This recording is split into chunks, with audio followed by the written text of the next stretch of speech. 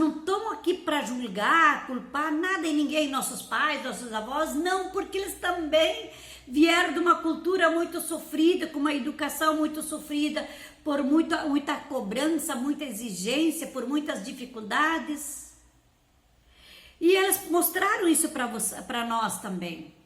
Então nós fomos gerados em situações de muita dificuldade, de escassez, de poucos elogios, de muitos xingamentos, muitas ordens, muitas cobranças, muitos compromissos, muitos afazeres, sem ter tempo de curtir a infância, sem ter tempo na verdade, curtir essa fase da vida que é a infância, que é o momento em que a criança deveria brincar de uma forma bem lúdica, porque através do brincar, a criança brinca como se ela fosse um adulto com as brincadeiras, né? E ao brincar de uma forma bem tranquila, por exemplo, uma menina lá brincando de bonequinha, e ela brinca de boneca, faz casinha, cuida de uma bonequinha como se fosse bebê, dá banho, troca a fralda, dá de mamar, vai lá para as panelinhas, cozinha comidinha, é como se ela fosse uma mamãezinha. E através do brincar, a criança, de forma lúdica, já vai criando os conceitos de um futuro adulto. E na verdade, isso não acontecia, né? A criança é exigida, é cobrada demais, depositado muitos afazeres, muitos compromissos para a criança muito cedo. E ela perde esse período da infância, da construção da personalidade dela de uma forma mais tranquila, mais calma, mais serena, dentro do tempo dela, dentro do jeito dela, dentro da velocidade dela, dentro dos estados emocionais dela, dentro dos desejos dela estar brincando e organizando aquela casinha dela. Ela faz. Eu lembro que eu brinquei. Eu fazia a minha casinha debaixo de pé de laranjeira. E o que eu usava? Eu usava coisas da natureza para fazer minha casinha. Ia lá embaixo, perto do rio, pegava fazia baro, onde fazia as divisórias da casa, fazia o quarto, a cozinha, a sala, o saguão, fazia as camas, brincava de cozinhar comidinha com as frutas, com os alimentos que tinha ali, e brincava de dar banho, de trocar de roupa. Então, quer dizer, dentro dos seus desejos, sua forma, sua velocidade, a criança vai organizando e brincando da forma como o adulto cuida, como a mãe cuida da casa dela, como a mãe lava roupa, passa roupa, lava louça, cuida dos filhos, e ela vai brincando com brinquedos infantis, idêntico a como a mãe coordena e cuida a sua casa, o seu lar. Mas quantas crianças pelo menos na minha época não, e hoje está diferente, hoje está a maioria das crianças no celular, conseguiram passar por essa fase da infância, que é uma fase da estrutura da personalidade, de forma mais harmônica, de forma com que a criança pudesse cumprir essa fase dentro do seu tempo, seu jeito, sua velocidade. Então, recebendo elogios, né, curtindo e sentindo o belo da natureza, do universo, segundo o tempo e a velocidade dela. E isso não aconteceu. Então, o que acontece?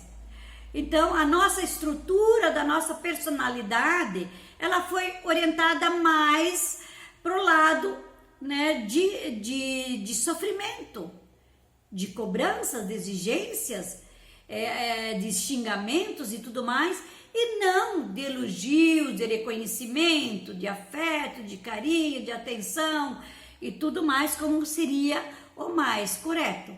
Mas infelizmente, né, não houve isso.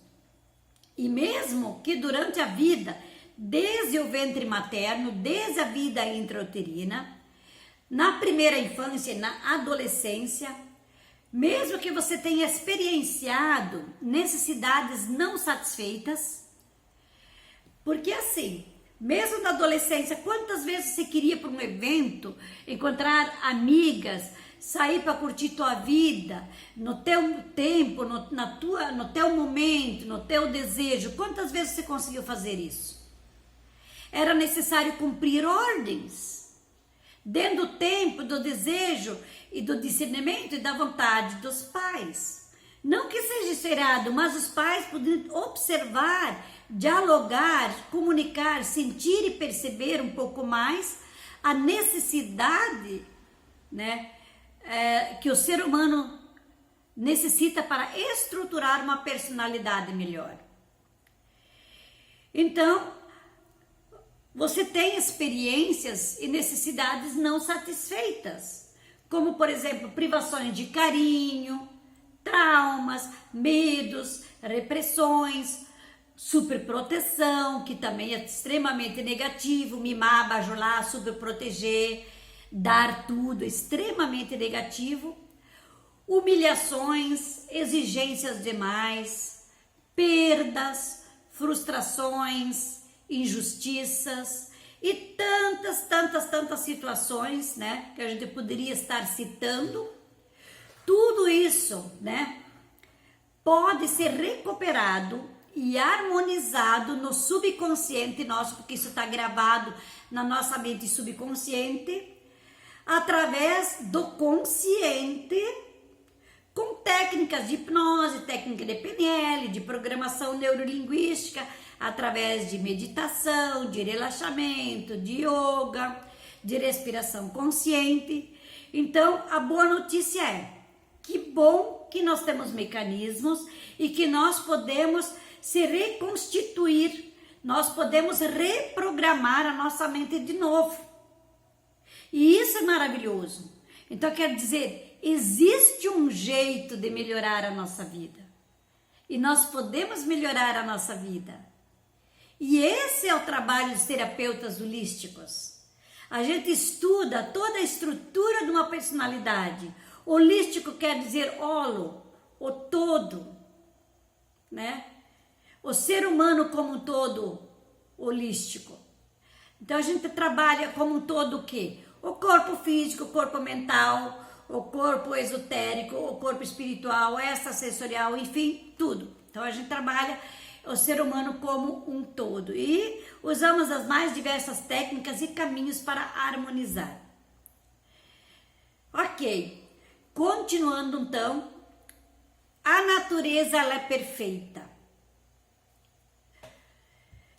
Podemos comparar a natureza com uma criança inocente e feliz.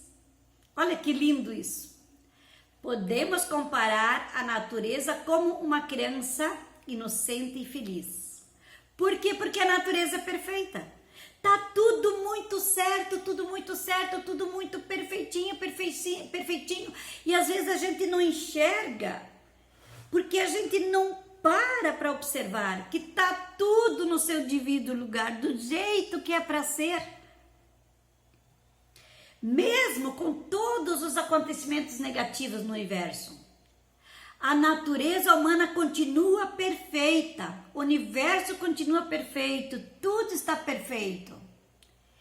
E podemos ser resgatados, né, na nossa essência e na nossa originalidade, nós podemos ser resgatados de novo, trazendo para nós de volta a nossa inteireza, trazendo para nós de volta a bondade, o amor, a justiça, a criatividade, a plenitude, a verdade.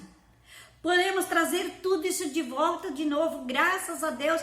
Tem tantos terapeutas holísticos e cada vez mais a medicina, os órgãos públicos, a política, os neurocientistas, está todo mundo vendo isso. Que nós temos que juntar essas duas formas de ver o mundo e fazer com que essas duas formas sejam uma forma só de nós ver o mundo, porque o mundo é um só, está tudo interligado e ele é perfeito. Ele é perfeito, não tem nada avulso, não tem nada separado nesse universo. Tudo faz parte. Então essas duas formas de ver o mundo, que tudo é cientificamente comprovado e tudo que é religiosamente pelas religiões correto. Então as religiões viam o mundo mais espiritual e não viam o mundo da matéria, o mundo físico eles não viam, focavam só no mundo espiritual, enquanto que a ciência e a neurociência e tudo mais viam somente o mundo na matéria, no físico, na matéria. Agora, graças a Deus, veio a física quântica, né? E todas as áreas que já existiam há milênios de anos estão resgatando o que os seres humanos já sabiam muitos anos, há milhões de anos atrás, de que o mundo é um só, nós temos que unir tudo isso, né? Que tudo faz parte e tudo está perfeito e nós podemos resgatar tudo isso de volta de novo. Então, que são esses arquétipos do verdadeiro propósito de vida, esses que eu acabei de falar, são os arquétipos do verdadeiro propósito de vida. Quais são? Vou repetir para você memorizar, que é a inteireza, a bondade, o amor, a justiça, a criatividade, a plenitude, a verdade, a gratidão. Existem muitos arquétipos aí, que agora me vem na memória esses aí, mas são os arquétipos do verdadeiro propósito de vida.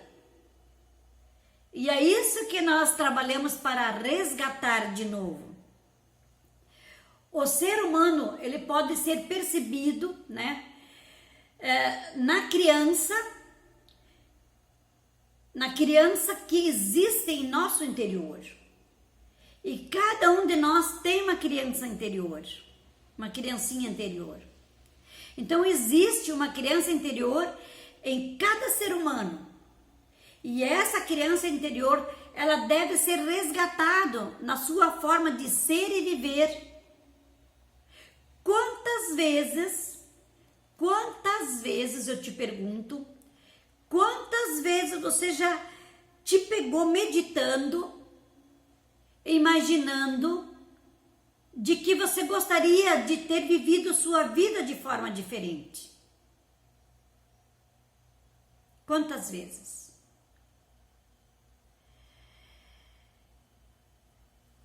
E a gente medita e percebe que poderia viver a vida de outro jeito, mas eu não consigo, o que eu faço? Tá me faltando algo, e parece que eu repito